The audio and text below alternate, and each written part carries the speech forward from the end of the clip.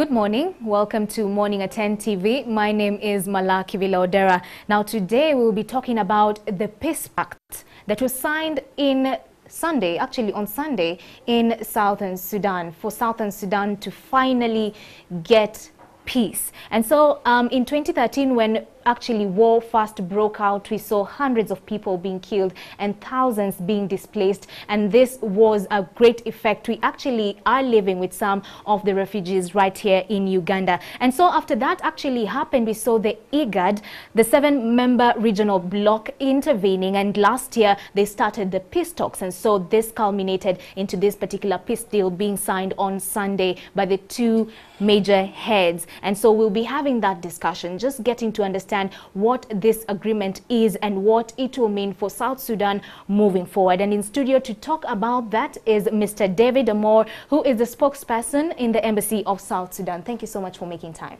Thank you. Let's start. You're welcome. Thank you so much. Thank you. Let's start with that particular peace pact that was signed on Sunday in Khartoum.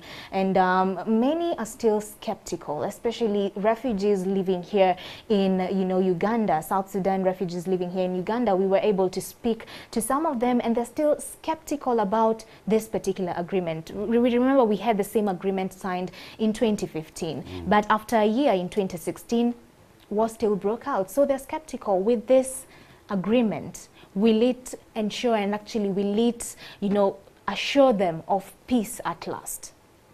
Yeah. Thank you, and good morning to the viewers of NTV.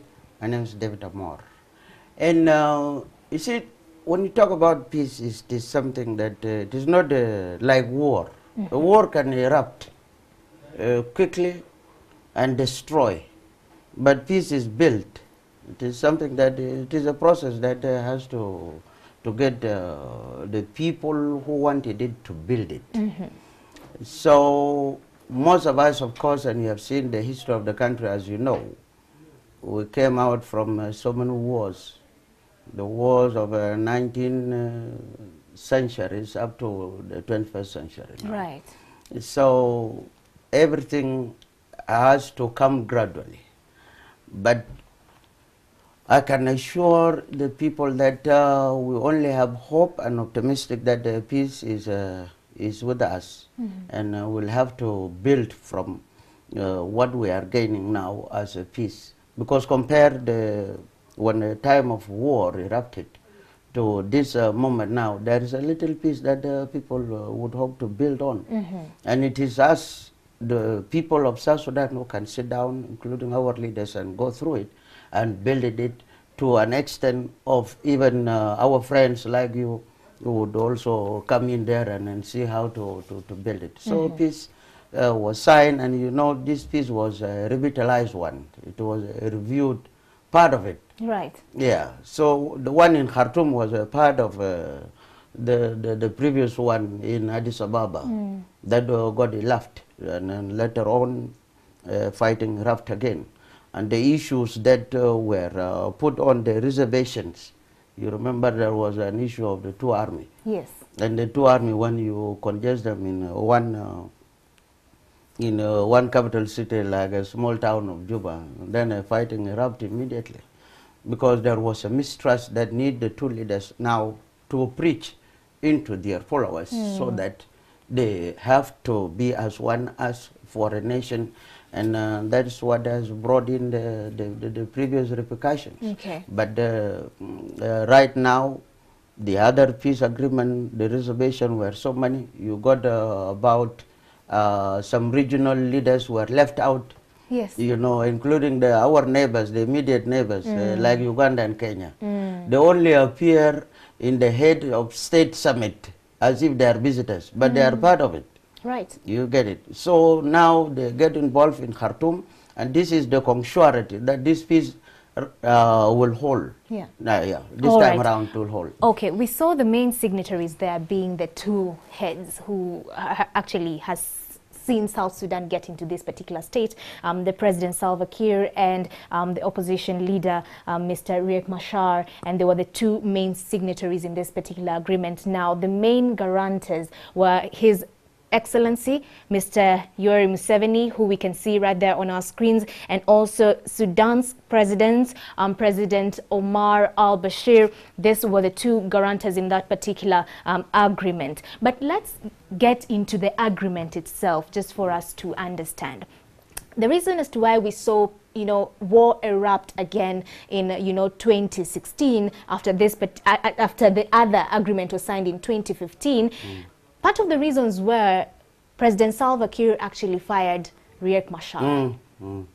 Now, with this new agreement, does it also bestow powers upon President Salva Kiir to be in a position to fire Mr. Riek Machar in the event that he feels there's something wrong? Is he in a position, has he been given powers to also fire him in this particular new agreement? Is that provision there?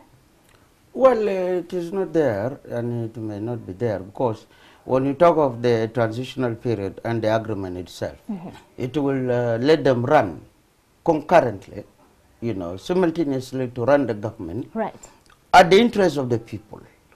After the period end, after 3 years, then now the election shall come up, and should Riek Machar opt not to work with the Salva Kiir in one party as the SPLM, then he will be encouraged now to form his own party and moves on with his political career.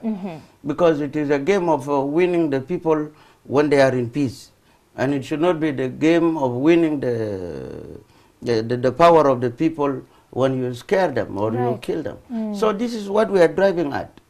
So what you're saying is President Salva Kiir now with this new peace pact cannot fire Riek Machar?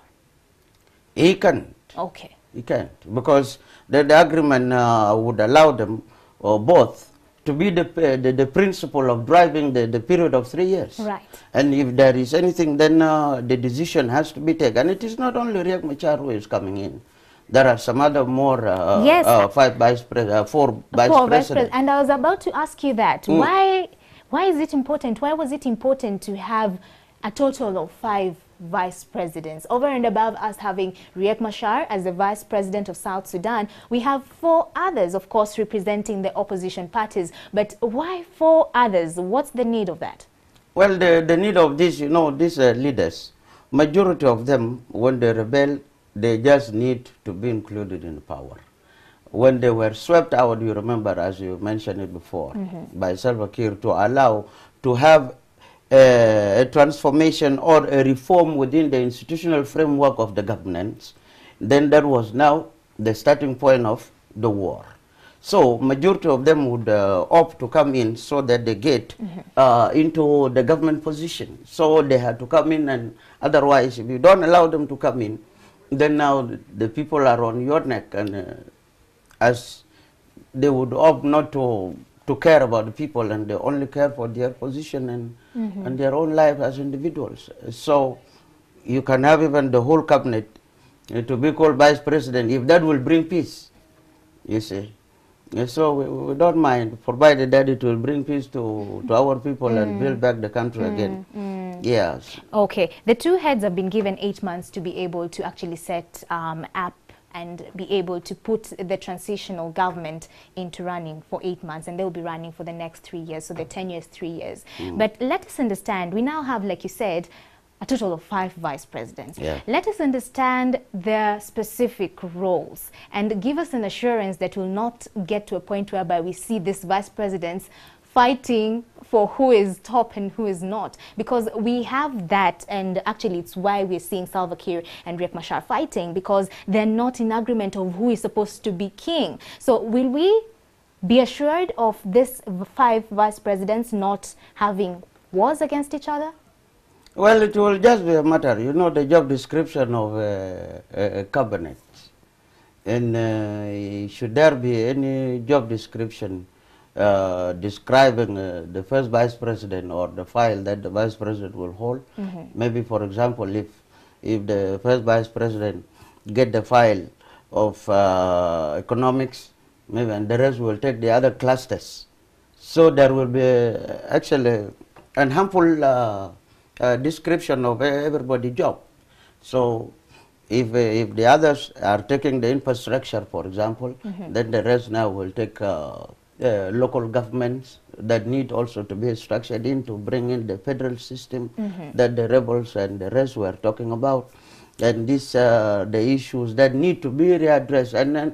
And the good part of it is that when you want South Sudan to settle peacefully, then there must be this institutionalized kind of thinking. Yes. That things should go through the institution, not the other way around, of where you do some part and you leave the other part that will bring in later on the linkages of misunderstanding. Yeah. Okay. All right. So that has been sorted out. There are no Yeah.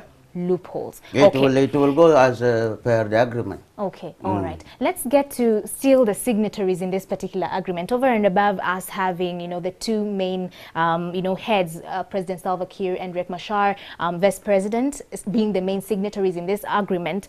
We also saw the other signatories as coming out. We have three opposition parties that are also signatories, and I'll bring you up to speed with this particular opposition parties. We have leaders of the South Sudan opposition alliances. This is actually a union of 9 ambivalent opposition groups. We also have the OPP, which is the other opposition parties. We also have the former detainees of the SPLM party, which is actually led by the widow, Madam Rebecca Garang. So why was it also important to bring on board these 3 parties as well?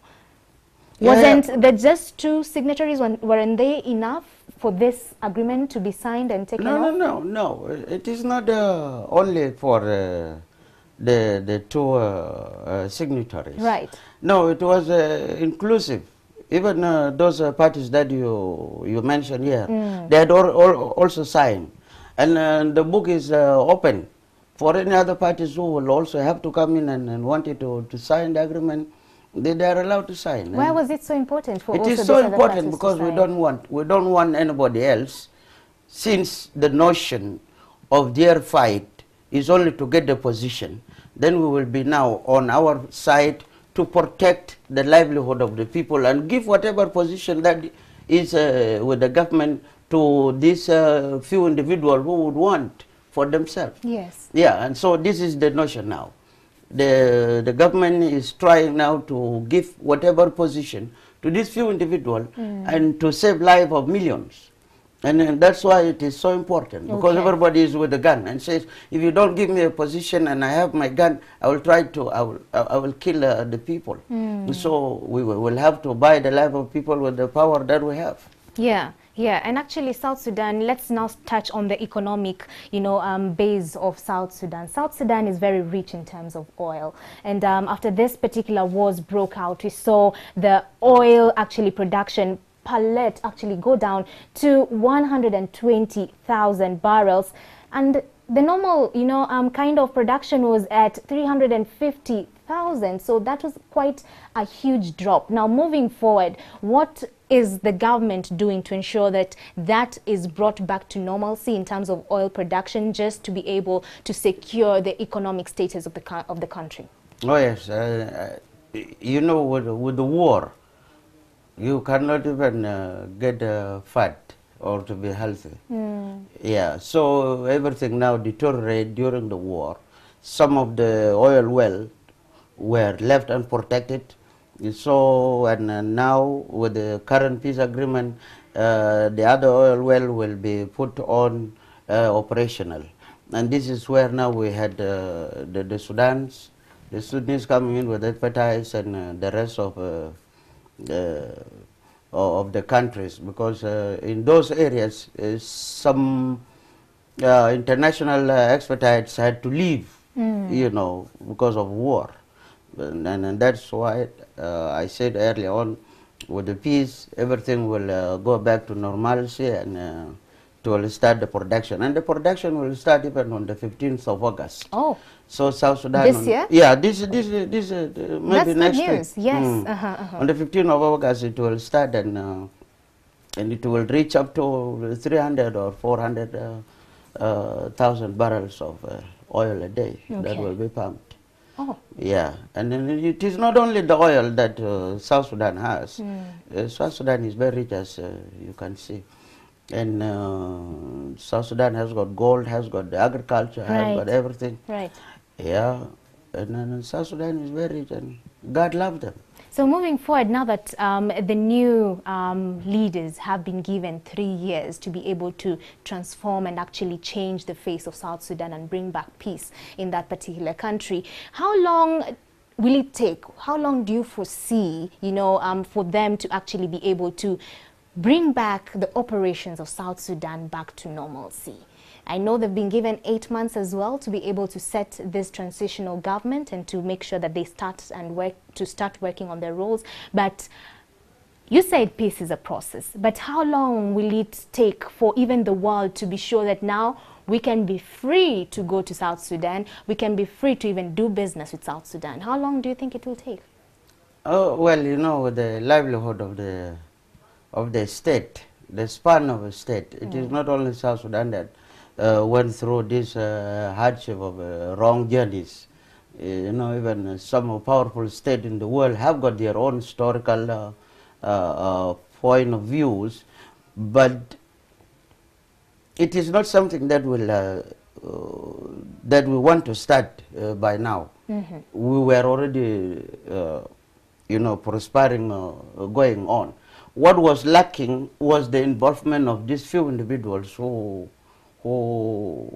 are on board now, and it will take us some few times to get the settlement. And the settlement, of course, is the surety of the trust. Yes. If the leaders decided to say, yeah, now we wanted to gain the trust of our people so that we have a peaceful transitional, and then it will take them less than that for the people to realize and recognize that indeed they are in peace. Okay. But the process of the peace that, as you mentioned, so many peace agreements that were signed and dishonored, it is true. And the current one, of course, was a process of bringing in the few who are outside to come and join the majority who are inside. Yeah. So the process of healing and the reconciliation will bridge that gaps of mistrust among the people. Let me actually, now that you've mentioned that, let me bring the viewer up to speed with the worries of the main guarantor in this particular agreement being our president, His Excellency Yoweri Museveni. He actually, even after, you know, being a guarantor in this particular agreement, he had his own worries. And I'll bring you up to speed with what exactly he said, and I will quote him. He said, "I hope that this time the respective parties in South Sudan are serious and they don't use this ceasefire as a tactical instrument of preparing for war." And that was his first statement. Let's first look into that. What do you have to say about this? Well, you know, this is what I had mentioned before. Yes. And what had been making it harder during the previous negotiated agreements was leaving such a people, you know, at the vague point of have no points of expression. Yes. And this is the surety that for the neighbors and the grantors will have now a hand in building it. And this is the serious commitment from the president himself, that he is telling us that he is also serious to come in and help. And as we can see, it took IGADs almost 1.5 years. Yes, actually, but they it took yes. it took President Kaguta and President Bashir and the rest almost 3 weeks. And this is the difference. Okay. Because when you take it to a notion of living behind the neighbors and those who have got the critical knowledge of what is happening exactly, and this is, I think, even the other international community and the rest of the world will have to learn from these leaders. All right. So from where you sit, would you give him now an assurance that South Sudan is not taking this ceasefire as, you know, an opportunity for them to prepare for another war? Would you assure him that this time round it's peace to last from where you stand as a spokesperson? From where I'm standing, I will assure him that yes, it is peace by now. Yes. And actually it is peace because you know, peace is absent of misunderstanding. So even since for the last 1 week, you will see things changing, no? And that is the build up of peace. So peace is, it is not like rain. Yes. You can pray for rain, but you make peace. So this time around, we are going to make peace to ourselves and to our people as leaders. Okay, all right. Yeah. As we come to a close, I need you to let us in on the system that is going to be put in place in terms of the government and the parliament there. And what we have been wind of is that the new parliament will actually have 550 legislators. Yeah. 332 will be from Salva Kiir's group, and the remaining will be from Mashar's faction and also the other opposition parties. Right. Why was this important to have that particular balance in terms of representation in parliament? Yeah, the representation in parliament had to come in because, you know, the war has got an ethnic kind of notion before. Yes. So you had some few parliamentarians who also ran away and became rebels. So reintegrating them back to the parliament need also so that they are given a portion of that number, and most of them regain back their seats in the parliament. Yes. And the system, of course, was some were the appointees and some were elected in their respective constituencies. So giving them this number was to give them an opportunity also to rejoin back the parliament. Okay. Because most of them ran away. Some of them are even the refugees camp. Yes, yes. And the parliament is continued there. All so right. giving this chance will also give them. The other notion of giving them this amount of the number of the parliamentarians seat was the creation of the new states. You know, we had a few states before, but now we have got up to 30 to 32. Right. So this is what the new the states, other parliamentarians are also have to come in from the new state that were formed of a reason. Okay. Yeah. All right. As we come to a close, I need you to, you know, speak to the South Sudanese refugees living here in Uganda and just give them that assurance that this time round, this peace pact is here to stay, that peace will soon, you know, prevail, and that now they're free to actually make plans to go back to their country. Feel free to speak to them in the local dialect. Well, that's your camera. Okay.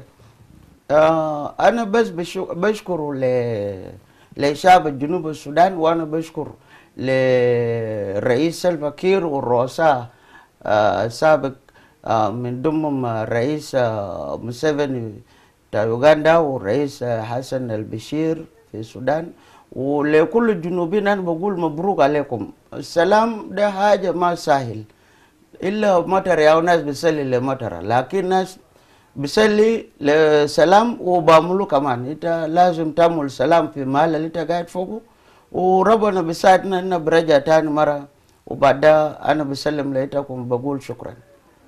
Thank you so much. Thank you so much. Thank you. So that has been the discussion today. We truly hope that this time around peace prevails. Peace to last.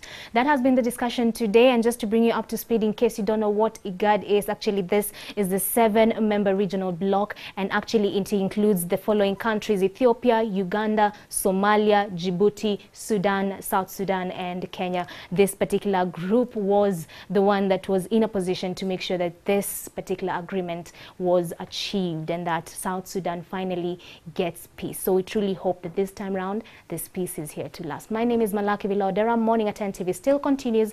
Up next is Take Note. Malaki.